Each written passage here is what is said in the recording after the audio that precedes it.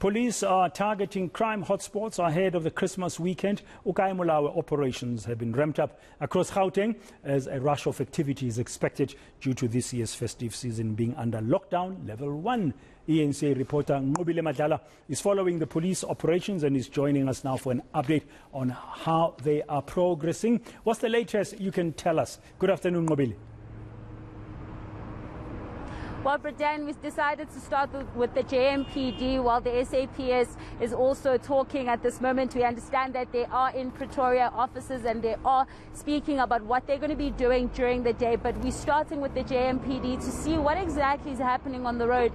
You'll remember, Bradan, there's been a lot of concerns, especially from the Minister of Transport, talking about the fact that the roads needs to be safer for South Africans and that drunken driving is one of the major issues that they were looking at. So we want to see what Johannesburg Metro Police is looking at. Bringing in Mr. Molao. Mr. Molao, how is it looking on the road today? Extremely busy, as we have anticipated that the M2 is going to be very busy, which joins the N3 in a southerly direction towards Free State and Eastern Cape, and it also joins the N3 towards KZN. So the traffic volumes are picking up, leaving Johannesburg. This road is also very busy for traffic joining the R24 and R21 towards Mpumalanga.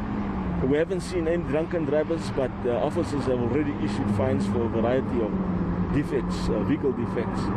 And the focus is to really reduce road fatalities. That's why we are out and about.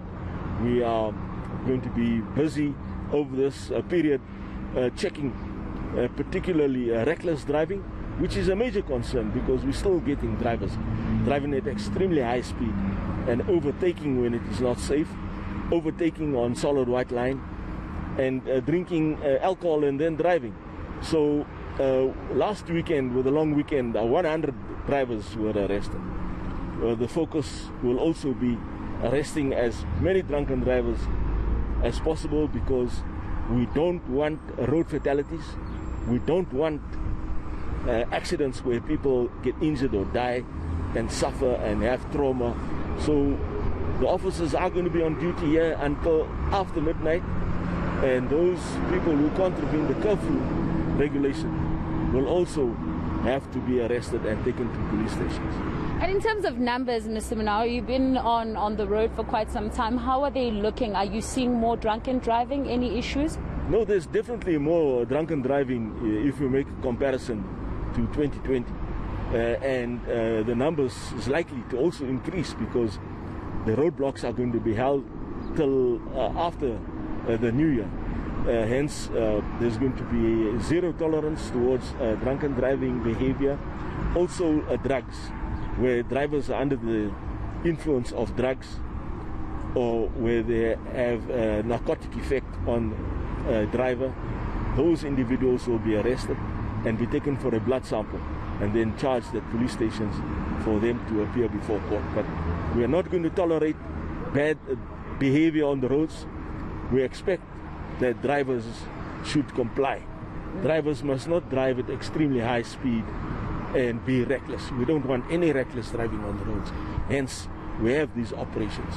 And I mean, we do understand that you're looking at recklessness of these drivers as well, but I know that you're also looking into COVID compliance, COVID protocol compliance. What exactly are you looking for, and what happens to those that are not complying? Yes, overloaded vehicle is one issue of concern because then there's the likelihood of COVID infection. So individuals who are out in public without a mask will unfortunately also have to face consequences. And those individuals who ignore the curfew time between midnight and 4 a.m. will also have to face consequences. Those individuals will be arrested and we will charge them at police stations. And just lastly, Mr. Molao, what is the message to the drivers that are driving at this moment, driving these long distances or driving around the area? What do you want to say to them this December? Yeah, well, look, for those drivers taking the long trips, particularly towards KZN and Limpopo, Mpumalanga, the Free State and Eastern Cape is to stop at least every 2 hours, because we're finding people who drive for longer periods than that, and then there's the possibility of fatigue and falling asleep behind the wheel. So anyone driving long distances should stop every 2 hours just for the blood to circulate so that they don't get tired, and then also not to be reckless. Our concern is overtaking extremely high speed. We're still finding too many drivers taking a chance and driving at extremely high speed, and then in that way causing accidents. All right. Thank you very much. Wayne Minaro of JMPD, they're speaking to us, Pradan, about the importance of taking breaks. He says it's very important that people take breaks whilst they're going home. He says these long distances can be very tiring, as expected, of course, because these are long hours of driving. But he's also saying that they're still looking at that reckless driving on the road as well as drunken driving. He says they're seeing an increase also of that drunken driving, but zero tolerance on the road for such things, and they will be visible. So in terms of that police visibility, they are committing basically to saying that they'll be visible to ensure that people are also still following that curfew in terms of COVID protocols and regulations. And he's saying that those that are walking around without masks might have to also face the law.